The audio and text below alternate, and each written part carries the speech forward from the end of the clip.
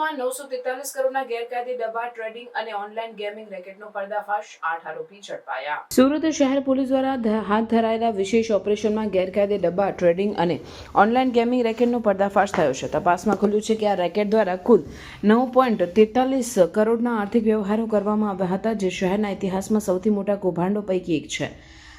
પોલીસે આ મામલે કુલ 8 આરોપીઓની ધરપકડ કરી છે।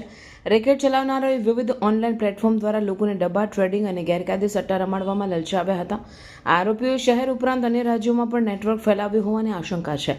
આર્થિક ગુનાઓની તપાસ માટે પોલીસ દ્વારા સ્પેશિયલ ટીમો બનાવી વધુ તપાસ હાથ ધરવામાં આવે છે।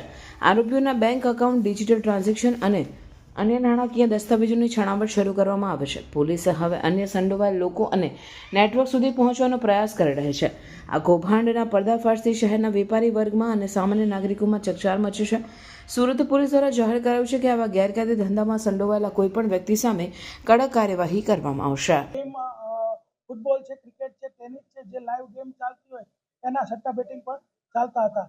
તો આ રેડની દરમિયાન ટોટલ ત્યાં જે મુદ્દામાલ મળ્યો છે એમાં 19 મોબાઈલ, 4 લેપટોપ, 10 લાખ રૂપિયા રોકડા, 31 પાસબુક, ડેબિટ કાર્ડ, પછી સૌથી મહત્વની વાત એક પેપર કટિંગ મશીન કે કાગળોનું ચૂરો થઈ જાય એટલે કોઈને ખબર જ ન પડે કે કાગળમાં શું લખ્યું હતું। એ ટોટલ 17,30,000નો મુદ્દામાલ ત્યાં મળી આવ્યો હતો। જે આરોપી છે એમાં મુખ્ય આરોપી છે નંદલાલ ગોવરિયા અને વિશાલ ગેવરિયા। આ બંને મુખ્ય આરોપી છે। તે ઉપરાંત જ્યાં પૈસાની લેવડ દેવડ, આંગળીયામાં લેવડ દેવડ તથા ઓનલાઈન જે એકાઉન્ટ જે એના મેનેજ કરતા હતા એવા ભાવેશ, એમાં જયદીપ, ભાવિન, નવનીત અને સોહિલ 4 આરોપીઓ તથા 2 આજે બંને સોફ્ટવેર જે અલગ અલગ ડેવલપ કરતા હતા ભાવિન કિલા અને બકુલ દસરિયા, ટોટલ 8 આરોપીઓની ધરપકડ કરવામાં આવી છે।